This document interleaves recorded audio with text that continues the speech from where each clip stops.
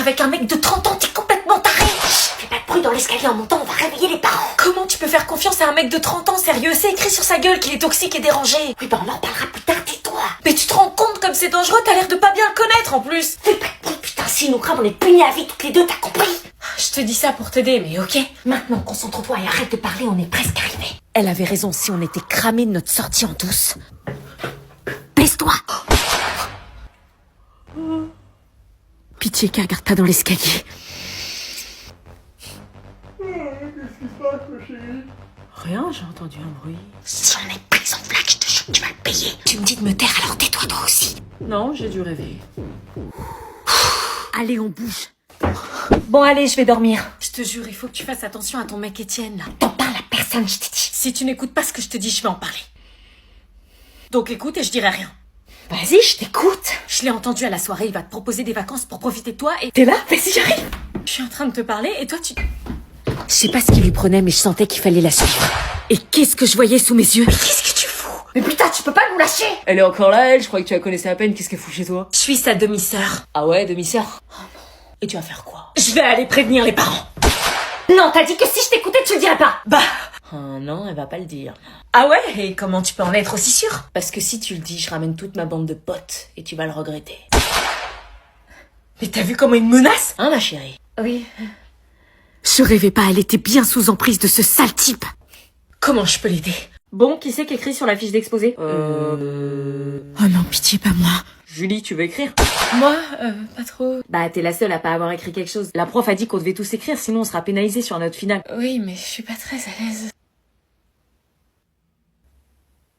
Bon, ok, si ça pénalise pour la note finale. J'écris quoi? Fin observateur de la société, Molière dépeint dans ses pièces les mœurs de la bourgeoisie. On peut te dicter sinon. Non, ça changera rien. Fin observateur de la société. Et pour les tours de parole, moi je veux bien présenter la première partie de présentation générale. Comment je galère, purée, faut pas qu'ils se rendent compte. Ok, bah je veux bien la deuxième partie, moi. Observateur, ça s'écrit avec un S ou un Z? Mais attends, tu fais quoi là? Oh non, on l'a capté. Quoi? T'as fait plein de fautes là? Fais la meuf choquée d'avoir fait des fautes comme si de rien n'était. Où ça? Oh non, tu sais qu'on peut pas effacer et qu'on est noté aussi sur l'orthographe? Et t'as pas séparé les mots? Eh mais faut faire des espaces entre les mots, t'es ouf! Ah. Fin observateur, c'est pas en un seul mot! Et on peut pas effacer, putain! On peut plus effacer, hein, ça va faire ultra moche si on met du correcteur par-dessus, hein. Désolée, je vous avais dit que... Mais c'est ouf, t'as fait une faute à société, mais tu sais pas écrire ou quoi? C'est trop la honte de faire une faute comme ça en seconde! T'as combien de moyenne en français? 0? J'ose pas leur dire, j'ai peur qu'ils se moquent. Vas-y, tu nous as niqué notre exposé, là! Allez, dis-le. Je suis désolée, je suis dysorthographique. Ça veut dire quoi? Quand j'écris, je fais des fautes d'orthographe, j'inverse des mots et je le fais pas exprès, c'est un trouble de l'apprentissage. Ah, on savait pas. Désolée. C'est pas grave, c'est juste plus long pour moi, c'est tout. Bah fallait le dire, on t'aurait aidé. Merci, mais j'écris quand même, c'est mon exposé aussi. On va t'aider. Ça fait 2 jours que je cherche mon pull blanc avec les manchettes, tu l'aurais pas vu? Ah non, je l'ai pas vu. C'est ouf, je sais pas où il est. Introuvable, quoi. Ah ouais, grave, moi c'est un truc de ouf, j'ai halluciné, tu vois. Ouais. Mais c'est mon pull, ça. Elle me l'a chouré au calme, quoi.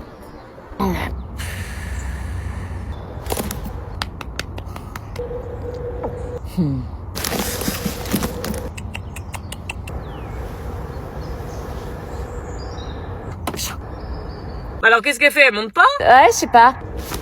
Bah pourquoi elle prend le bus? Allô? Je te rappelle qu'on vit juste dans la même maison bouffonne et que si tu viens pas tout de suite dans la voiture, on réglera ça ce soir. Je vois pas de quoi tu parles. T'es sûre de jouer à ce jeu-là? Il est à ma pote. Ouais, bizarrement, c'est exactement le même. Elle me l'a prêté, elle l'a acheté genre il y a 2 semaines à Zara. Non, mais t'as raison, garde-le. Par contre, évite de dormir dans ta chambre. Ce soir, je vais y faire les soldes. Всем привет.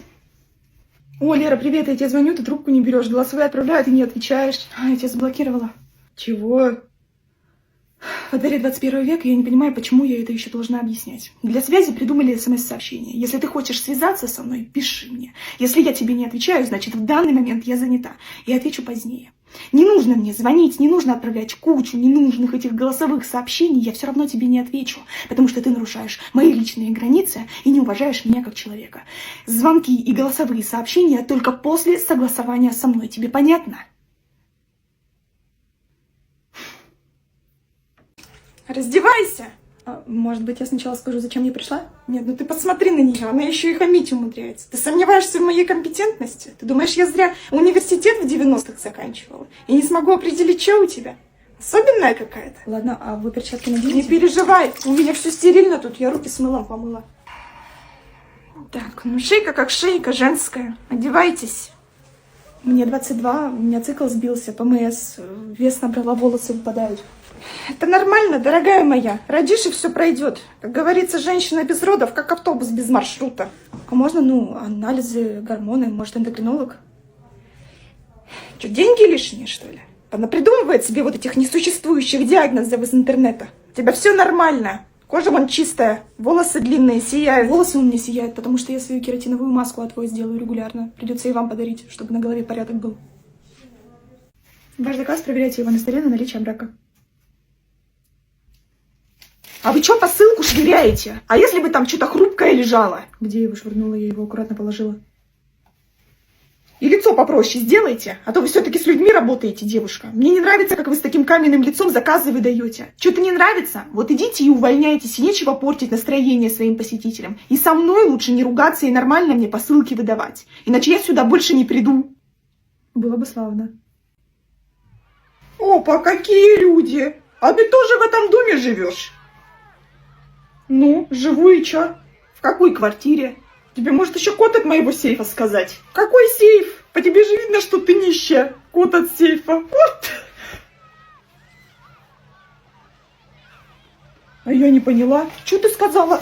C'est bientôt la rentrée, tu dois avoir hâte. Chaque fois que tu prononces ce mot rentrée, j'ai une envie de vomir intense. La rentrée, c'est quelque chose, hein. Les vacances sont passées tellement vite et pouf, déjà la rentrée. Arrête de prononcer ce mot, s'il te plaît. C'est comme si tu me mettais un coup de poignard à chaque fois. Tu dois être super contente de reprendre. Moi, à ta place, je serais impatiente. Ouais, mais t'es pas à ma place. J'ai une boule au ventre horrible chaque année. Une paralysie totale de mes muscles à l'idée d'y penser et toi, tu ne le vois même pas. Ça va être super, tu as retrouvé tous tes amis. Ouais, mes amis. Je me suis embrouillée avec chacun d'eux cet été. Donc non, j'ai pas hâte de les voir. Margot, Aline, Elliot.